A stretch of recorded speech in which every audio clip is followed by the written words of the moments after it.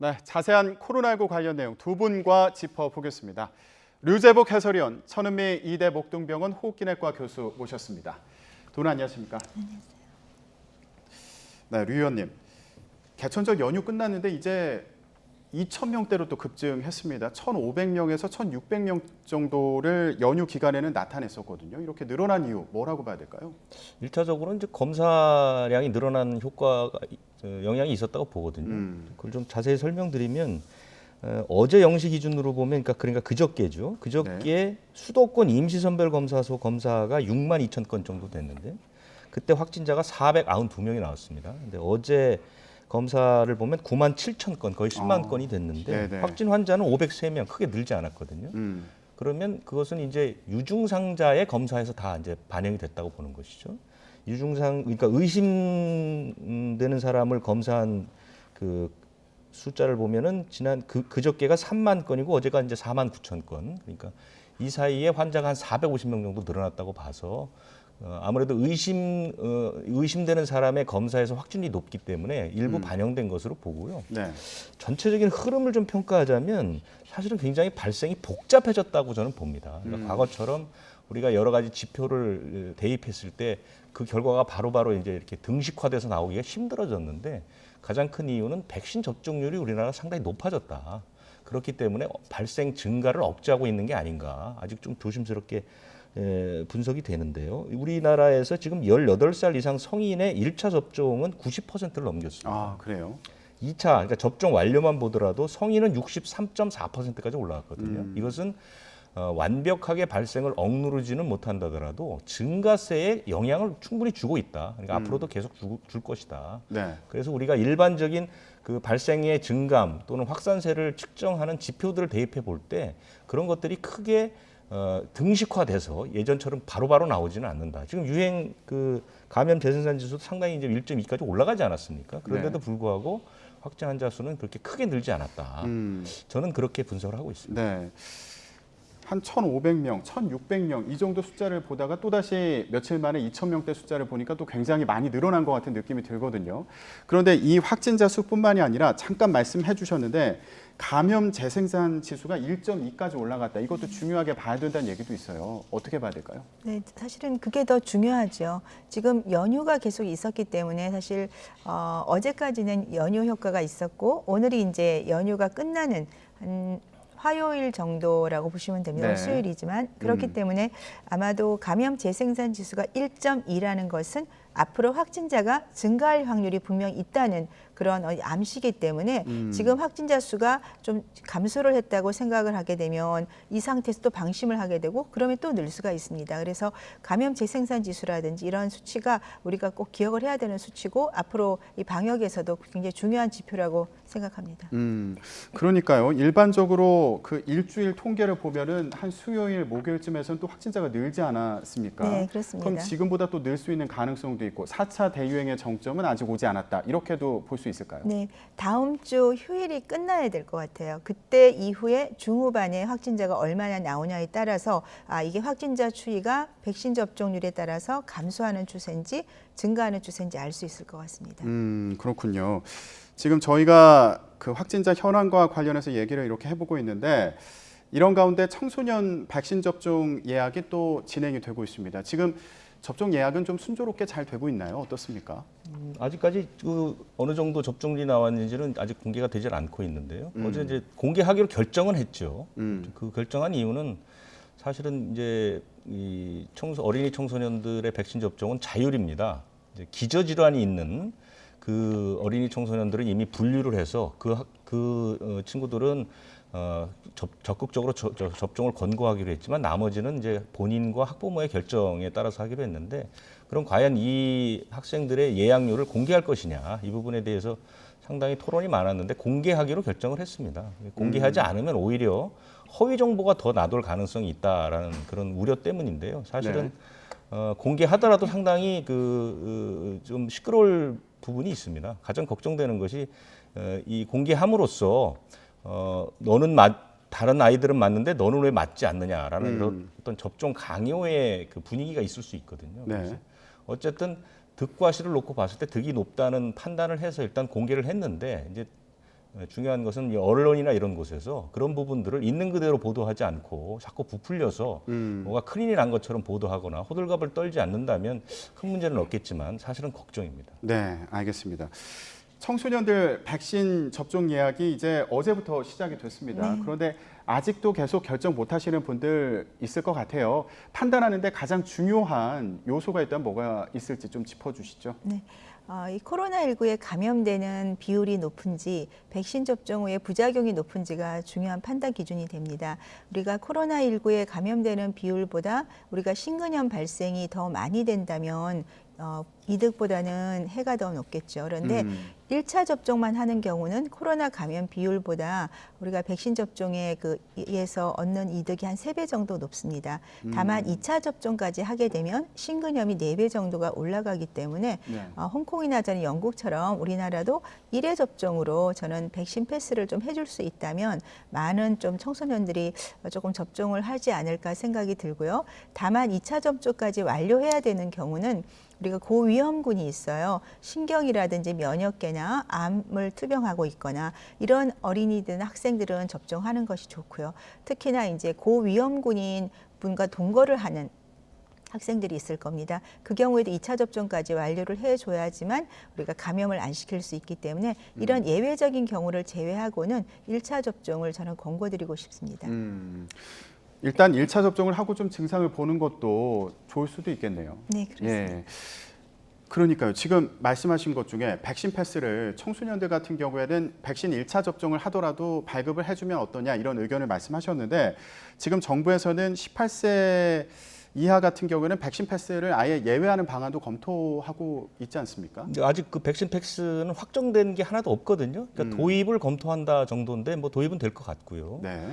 백신 패스는 당연히 미성년자, 어린이 청소년들에게는 별도로 적용을 해야 됩니다. 백신 패스를 왜냐하면 백신 패스로 인해서 이익을 보는 사람들, 그러니까 좀 혜택을 보는 사람은 있어야 하지만 그걸로 인해서 불이익을 당하는 일은 없어야 된다는 것도 정부가 이제 고려하고 있는 상황이기 때문에요. 네. 그런 부분들은 어린이 청소년들은 성인과 완전히 다르게 적용을 해야 될 것으로 보이는 것이고요. 백신 패스가 지금 굉장히 이제 도입도 안 했는데 상당히 시끄럽거든요. 시끄러운 이유는 백신 패스가 되면 뭐 접종하지 않은 사람은 거의 뭐 꼼짝도 못 하는 거 아니냐 뭐 이런 고민들 때문에 그런데 백신 패스라는 것은 백신을 맞은 사람에게 혜택을 주는 제도지 백신을 맞지 않은 사람에게 불이익을 주는 제도는 아니라고 이해를 하셔야 되는 것이고요. 네. 그다음에 항구적으로 도입되는 게 아니라 한시적으로 도입하는 겁니다. 이거 외국의 사례를 제가 말씀드리면 네.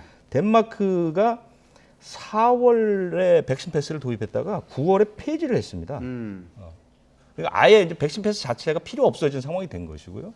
반대의 상황은 뭐냐면 이스라엘 같은 경우가 2월에 그린 패스라고 해서 일종의 백신 패스를 적용을 했거든요. 그러다가 6월 1일에 폐지를 했습니다.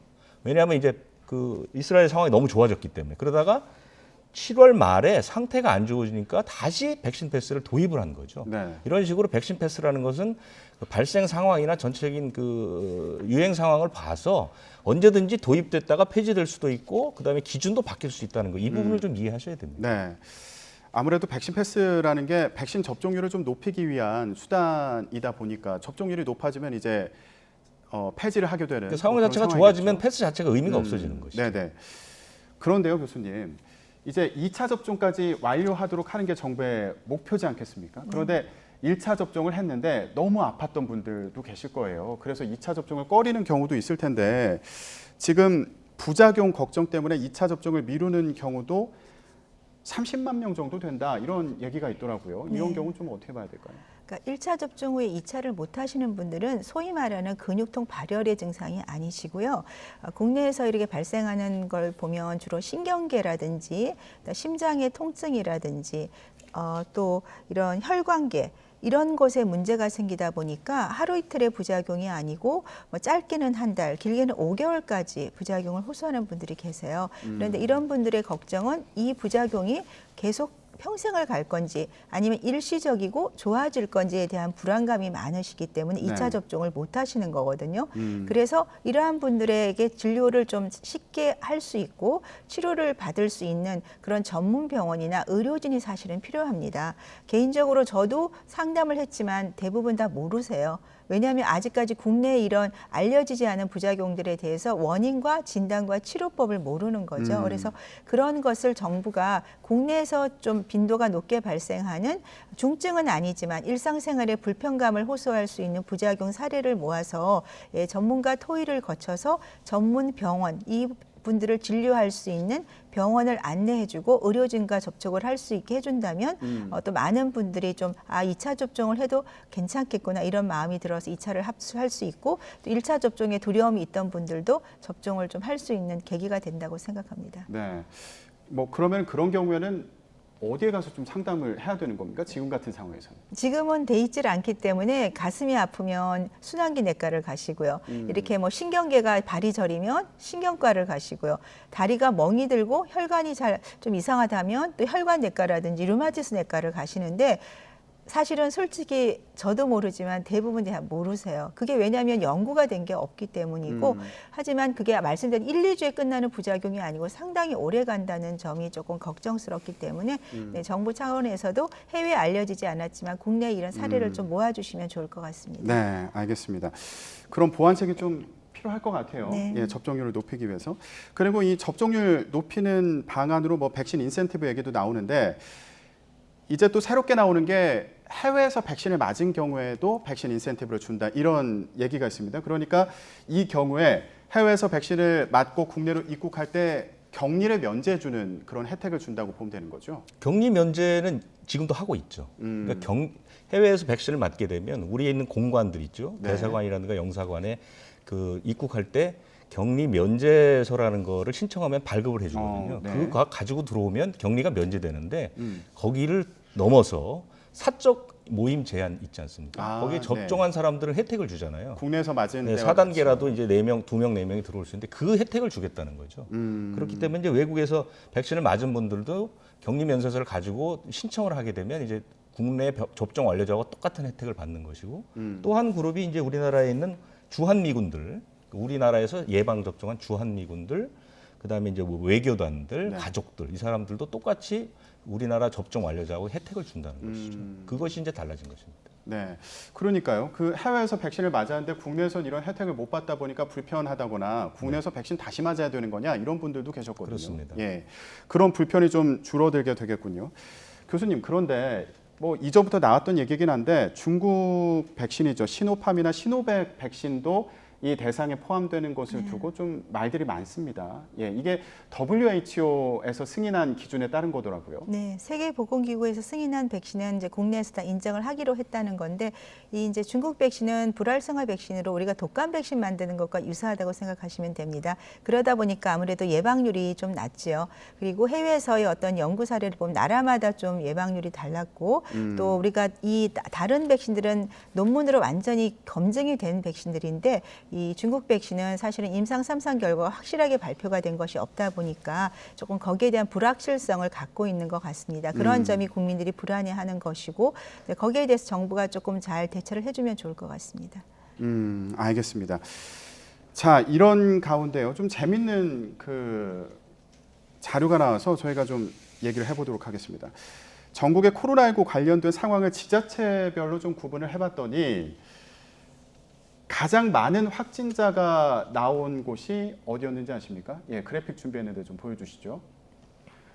예, 서울 중구에서 확진자가 가장 많이 나왔어요. 그러니까 인구 10만 명당 발생률을 본 겁니다. 확진율이 가장 높은 곳은 서울 중구였고요. 사망률이 가장 높은 곳은 전북 순창군 이렇게 집계가 됐네요. 좀 소개를 해주시죠.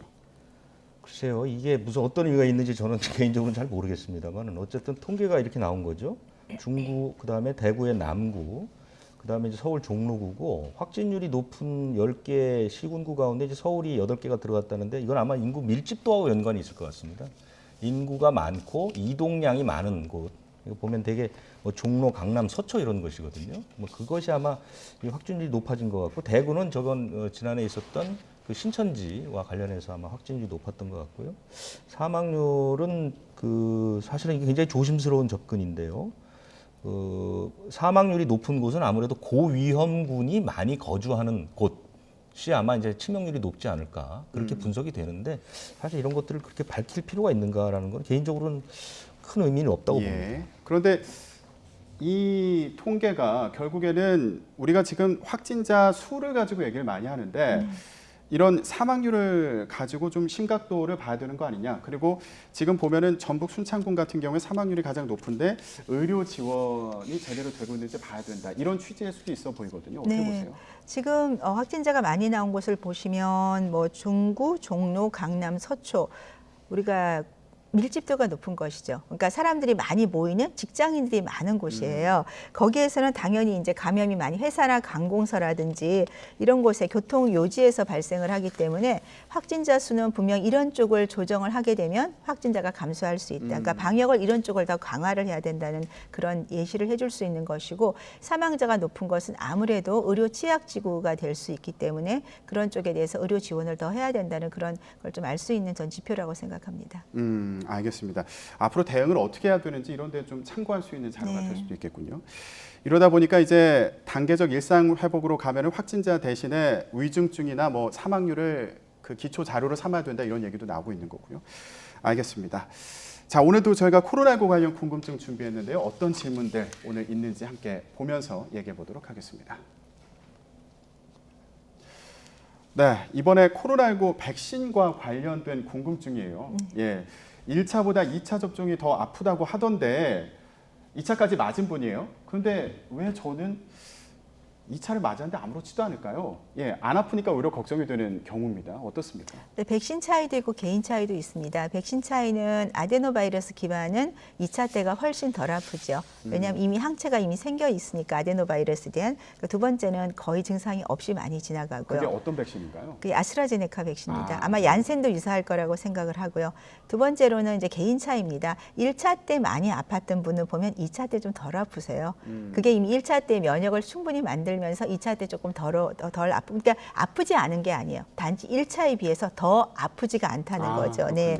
그게 이제 많이 들었기 때문에 그렇지만 개인 차이기 때문에 이거는 면역하고는 상관이 없다고 생각합니다. 그렇군요. 그러니까 덜 아프다고 걱정할 필요는 네, 없다. 그렇습니다. 예. 그런데 이런 경우도 있어요. 그 백신 2차 접종 기간을 조정하지 않았습니까? 네. 그래서 6주로 늘렸다가 이제 다시 줄어든 상황인데 6주로 늘렸던 분 중에 몸 상태가 너무 안 좋아가지고 일주일 정도 더 늦춘 거예요. 그러니까 네. 7주 만에 2차 접종을 한 건데 이 경우에 혹시 항체 형성하는데 문제가 생기는 건 아니냐.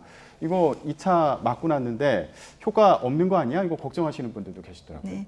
임상 연구가 이제 파이저 3주, 모더나 4주기 때문에 원칙적으로 맞지만 네. 파이자에서도 그러니까 한 달, 2달, 3달까지 연장해서 한 연구가 있어요. 그런데 기간이 간격이 길수록 항체가 더 많이 생성이 됩니다. 네. 이러한 사실은 아스트라제네카 때도 마찬가지로 간격을 4주로 하다가 12주로 늘렸죠. 그래서 더 많이 생기고 모든 백신, 특히 얀센도 이번에 발표가 나왔지만 간격이 2달과 6개월 차이가 있는데 2달보다 6개월이 그 항체 형성이 더 많이 됩니다. 그렇기 때문에 네, 7주로 하셨다고 해서 도리어 항체가 더 많이 생겼구나 이렇게 사례 좋게 생각을 하셔도 될 것 같습니다. 네. 알겠습니다. 걱정하실 필요는 없는 네, 걸로. 맞습니다. 예, 그렇게 알겠습니다.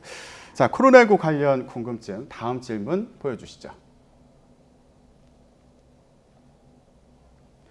네, 다음 질문은요. 부스터샷과 관련된 질문인데요. 그러니까 이런 거예요. 뭐 얀센 백신을 맞았다. 그런데 이게 요즘에 또 화이자나 모더나 백신을 맞지 않습니까? 그러면 나는 아예 화이자나 모더나 백신을 다시 맞을 수 없는 건가? 이거를 궁금해하시는 분들이 계시거든요. 그러니까 뭐 추가 접종까지 다 진행이 된다는 가정하에 언제쯤 새로운 백신으로 다시 맞을 수 있는 건지 이게 계획은 아직 안 나온 상황이죠. 계획뿐만 아니라 이 부분은 아직까지 연구 결과도 많이 나오지 않았죠. 그렇기 때문에 더구나 그 1, 2차 접종 완료가 아니라 부스터샷까지 맞지 않았는데 1년 지나서 다시 1차 접종을 하느냐 이 부분은 결정된 것은 없습니다. 그런데 대체적인 흐름은 지금 그 백신 접종을 하더라도 한 6개월에서 8개월이 지나면 항체 형성률이 떨어진다는 연구 결과들은 나오고 있기 때문에 그래서 지금 이제 나오는 얘기가 독감처럼 매년 맞아야 되는 것 아니냐 이런 얘기들이 나오거든요. 근데 이것은 부스터샷과는 별개로 논의되는 부분이고 부스터샷을 맞고 안 맞고의 그 때문에 1년 뒤에 새로 맞느냐 이 부분은 아직까지 논의가 되고 있는 상황은 아닙니다. 그렇군요. 교수님 어떠세요? 이거 새로 뭐 세팅을 할 수 있는 거냐 이거 궁금한데. 부스터샷까지 안 맞고 2차까지 맞으셨으면 다음 해에 맞는 경우는 지금 고위험군 외에는 부스터샷을 지금 권고하고 있지 않기 때문에 내년에는 어떻게 될지 모릅니다. 모든 사람이 맞을지 모든 사람이 안 맞을지 그거는 조금 더 지켜봐야 되고 이런 문제까지는 이제 걱정할 필요는 없을 것 같습니다. 아직까지 신경 쓸 필요 없다. 네, 맞습니다. 예, 그렇군요. 그러면 저희 마지막 질문 준비했는데 그거 좀 보여주시죠. 네, 코로나19 부스터샷 맞을 때도 독감 백신과 동시 접종이 가능한가요? 이런 질문입니다. 예, 교수님 어떤가요? 요즘에 고령층 부스터샷 한창 접종을 이제 하게 될 네. 텐데요. 예, 독감 백신도 같이 맞아야 되는 상황이잖아요. 네, 어떻게 최근에 하면 연구들이 많이 나왔고요. 영국에서도 이제 백신 접종을 동시에 한 날과 코로나 백신 맞은 후에 그 다음에 와서 이제 독감 백신을 맞았을 때나 부작용이나 면역 형성에는 전혀 차이가 없었고요. 또 최근에는 이 독감 백신을 맞는 경우에는 코로나에 감염되는 율이 24%가 떨어지는 걸로 되어 있고 또 코로나 백신을 플루 백신과 독감 백신과 같이 맞게 되면 코로나에 감염되더라도 입원을 하거나 중증도 가는율이 낮아지게 되어 있습니다. 특히 지금 유아 6개월 이상이나 임산부가 코로나 백신을 못 맞지만 독감 백신을 맞는 경우에는 훨씬 이런 위험도를 감소시킬 수 있기 때문에 네, 독감 백신은 언제든지 동시에 맞으셔도 되고 따로 맞으셔도 상관이 없겠습니다. 네, 알겠습니다. 코로나19 관련 상황 오늘 내용 여기까지 듣도록 하겠습니다. 도움 말씀 여기까지 듣겠습니다. 고맙습니다.